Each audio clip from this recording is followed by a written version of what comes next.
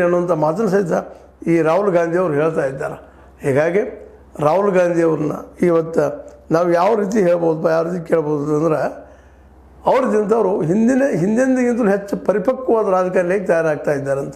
ಒಂದು ಅಧಿಕಾರ ಸಿಕ್ಕಿದ್ರೆ ಮೊನ್ನೆ ಇಲೆಕ್ಷನ್ದಲ್ಲೇ ಅವ್ರು ಮತ್ತೆಲ್ಲ ವೀಕ್ ಆಗ್ತಿದ್ರು ಏನೋ, ಆದರೆ ಅಧಿಕಾರ ಸಿಗದೇ ಇದ್ದಿದ್ದರಿಂದಾಗಿ ಇನ್ನಷ್ಟು ಹೆಚ್ಚು ಬಲಾಢ್ಯರಾಗಿ ಕಸು ಹೊಚ್ಚಿ ತಮ್ಮ ಶಕ್ತಿಯನ್ನು ಬೆಳೆಸ್ಕೊಳ್ತಾ ಬರ್ತಾ ಇದ್ದಾರೆ.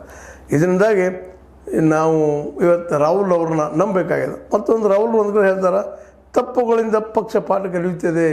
ನಾವು ಹಿಂದಿನ ತಪ್ಪು ಮಾಡಿದ್ದೀವಿ, ನಮ್ಮ ನಾಯಕನ ಬೆಳೆ ಕೊಟ್ಟಿಲ್ಲ, ನಾವು ಬೆಳಿಬೇಕಂತ ಪ್ರಯತ್ನ ಮಾಡಿದ್ವಿ, ಅವೆಲ್ಲ ಕಾರಣಗಳಿಂದಾಗಿ ನಾವು ಇವತ್ತು ಸೋತಿದ್ದೀವಿ. ಅದಕ್ಕೆ ನಾವಿನ್ನೆಲ್ಲರನ್ನೂ ವಿಶ್ವಾಸ ತೊಗೊಂಡು ಈ ದೇಶವನ್ನು ಮರಳಿ ಕಟ್ಟುವಂಥ ಪ್ರಯತ್ನ ಮಾಡೋಣ ಅನ್ನೋ ಮಾತು ಮಾತಾಡಿದ್ದಾನೆ.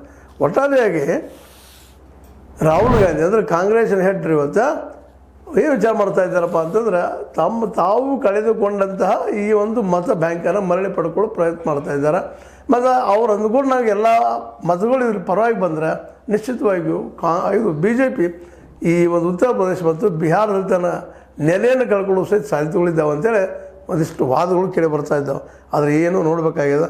ಯಾಕಂದರೆ ಎಲ್ಲರೂ ತಮ್ಮ ಮುಗಿ ನೀರಕ್ಕೆ ವಾದ ಮಾಡೋದ್ರಿಂದಾಗೆ, ವಿಶೇಷವಾಗಿ ತಮ್ಮ ಸತ್ಯನೋದು ಹೇಳೋದ್ರಿಂದಾಗೆ ಪಾರ್ಟಿ ವೀಕ್ ಆಗ್ತಾ ಬಂದಿದೆ. ಆದರೆ ರಾಹುಲ್ ಗಾಂಧಿಯವರು ಇಂಥ ತಪ್ಪುಗಳನ್ನು ಮತ್ತೆ ಮರಳಿ ಮಾಡಲಾರ್ದ ಹೊಸ ರಕ್ತದ ಹೊಸ ಜೀವದ ಒಂದು ಯುವಕರನ್ನು ಕರೆತಂದ ಈ ಕಾಂಗ್ರೆಸ್ಗೆ ನವಜೀವನ ಕೊಡುವಂಥ ಕೆಲಸ ಮಾಡಲಿ, ಜೊತೆಗೆ ಇಲ್ಲಿ ಉದ್ಯೋಗ ಸೃಷ್ಟಿಯಾಗೋದಕ್ಕೂ ಕಾರಣಕರ್ತರ ಆಗಲಿ ಅನ್ನೋದನ್ನು ನೆನಪಿಸ್ಕೊಳ್ತಾ, ರಾಹುಲ್ ಗಾಂಧಿ ಮರಳಿ ಚಿಂತನೆಗೆ ಬಂದಿದ್ದು ಭಾಳ ಸಂತೋಷ.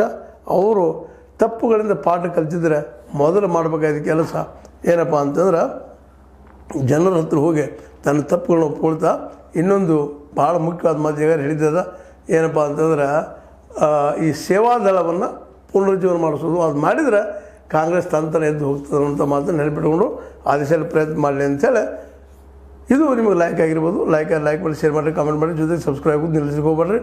H16 ನ್ಯೂಸ್ ಅರ್ಥಾತ್ ಹೇ ಸೀತಾರಾಮ್, ಸತ್ಯದ ಕೈಗಳಲ್ಲಿ ವಂದನೆಗಳು.